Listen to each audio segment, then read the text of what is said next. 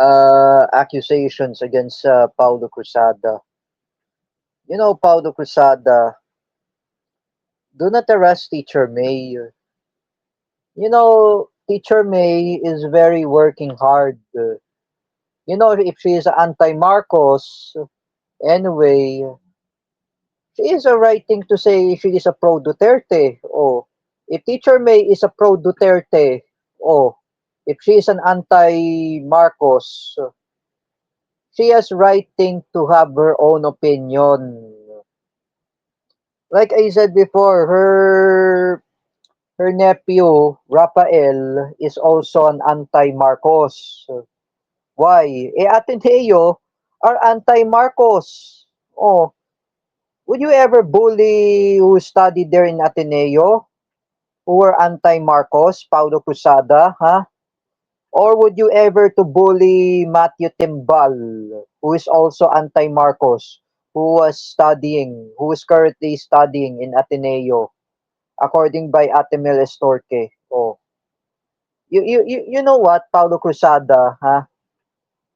You need to stop you need to stop bullying, huh? You need to stop cyberbullying because you know you're bullying the CDIFI teachers and even the former teachers. They didn't know who you are. At least teacher Freddy May Masalabsilos, who was the substitute of teacher May Tiburcio, I'd read the message from Paulo Cruzada. I was asked by teacher Freddy May Masalabsilos, even that her boyfriend, who is a police officer, who is a tomboy, who is working in the Philippine National Police. So, I asked her boyfriend, who is a tomboy, sino ba si Paulo Cruzada? Who is Paulo Cruzada? Oh, I response to Frely May Masalabsilos or teacher Frely. I never chat with her. That was a former student of Paulo Cruzada who was also studied in CDIFI. He was a former student, but the time I talked with teacher Frely May Masalabsilos, that her boyfriend, who is working in the Philippine National Police, they asking me if you want to say something about this bomb threats or cyberbullying, or we will file the cases against Paulo Cruzada. Oh, we will file the what's that complaint affidavit against Paulo Cruzada, and we can send it to summons to their parents of Paulo Cruzada. Oh, you know that. And here's the one thing, Paulo Cruzada. You need to stop bullying the CDIFI teachers. They didn't really who think you are. Why you bully the CDIFI teachers, including Teacher May Tiburcio? Don't you even know Paulo Cruzada, the Teacher May, is already retired?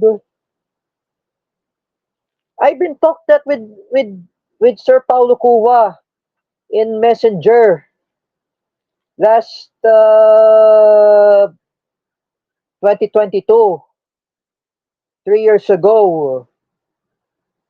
Paulo Cuva and I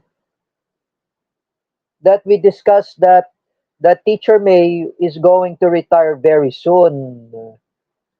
She's going to be retired. Why? Teacher May is an already early retirement. She is 53 years old. She's older than Ate Mirasol. What if Teacher May will become 60 years old after 54? Oh, she will get senior citizen. Paulo Cruzada, you should not bully Teacher May. Her mother was there. You remember that, Paulo Cruzada, her mother? You don't know the mother of of Teacher May Tiburcio, Helen. Lola Helen Tiburcio, the mother of Teacher May, had experience of martial law of Ferdinand Marcos Sr. Even she experienced the time when she was in was she is still a housewife. She experienced all the people who were being human rights abuses. And now you see that that that that Teacher May's mother, she is really a witness that Ferdinand Marcos Sr. he kills thousands of Filipino Muslims who were Shia and Sunnis, who were Bangsamoro, who want to invade Malaysia. Even they want to take over in Sabah, Malaysia. That was the involvement of Ferdinand Marcos Sr. And another one, Ferdinand Marcos Sr. is the one who forced Ronald Galman to assassinate Ninoy Aquino. That is reason for you, Paulo Cruzada. And you know, Paulo Cruzada, you need to stop harassing Teacher May. Teacher May doesn't do anything to you. If she is my enemy, if she is not my teacher, oh, if she is my enemy, she is still my former teacher. You should never to do what you are doing to her. You should not harass her or manipulate her. She's an already retirement. If I were you, Paulo Cruzada, if you're asking about Teacher Evelyn, you know, where was Teacher Evelyn right now? Oh, I talked with J. Silva and the telephone call from the PCMC, the friend of Teacher Evelyn or something. I talked with J. Silva in TikTok Live that Teacher Evelyn is already retired. Oh, she's an early retirement. Teacher Evelyn is very old. Oh, would you ever harass Teacher Evelyn that she is anti-Marcos? If she's a pro-Duterte? Paulo Cruzada?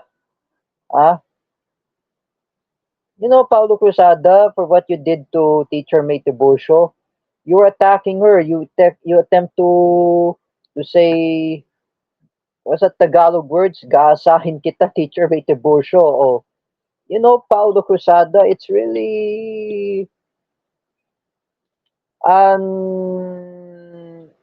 this is really very rude. You don't know what is an anti-safe space act. You're invading her privacy. First of all, you're invading the privacy of Wawel Romero and even Mina Suchoy. You're invading their data privacy. You know, Paulo Cruzada, uh, you need to stop harassing people. That is your fault. Your mother had reprimanded you that you know who I am, that we are in CDIFI. Eh, you're harassing them. Mina Suchoy and Wawel Romero, they didn't do anything to you. Even Mina Suchoy, the Miss Earth 2022, she doesn't do anything to you. Even Drita Ziri, she doesn't do anything to you. She's a Miss Earth 2023. She never met Paulo Cruzada in the first place. And she doesn't know you. Oh, Drita Ziri doesn't know you, Paulo Cruzada. Hindi ka kilala. You always like that. You always saying rape. You always say sexual. What kind of this person is he? What kind of a special child? What he's doing? You know, Paulo Cruzada. You need to rehab yourself. When I talk to um, um, Joseph Maspinas, magpa-rehab ka, Paulo Cruzada. You need to take a rehab. That's why in mental hospital has rehabilitation. You need to have a rehab. You know, Paulo Cruzada, Teacher Mace makes you proud. And then you harassing her.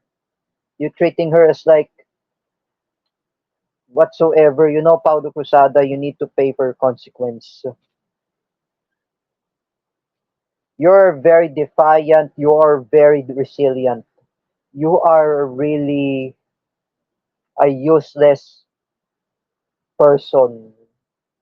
You're useless. Paulo Cruzada, ha? Ikaw ang gago, Paulo Cruzada. You know that. I bash your parents because your parents didn't reprimand you. I criticize your parents. Your parents did not reprimand you. You're always like that. You're always criticizing Teacher May. Teacher May is already retired, Paulo Cruzada. She's spending bonding with her family and then you're still harassing her.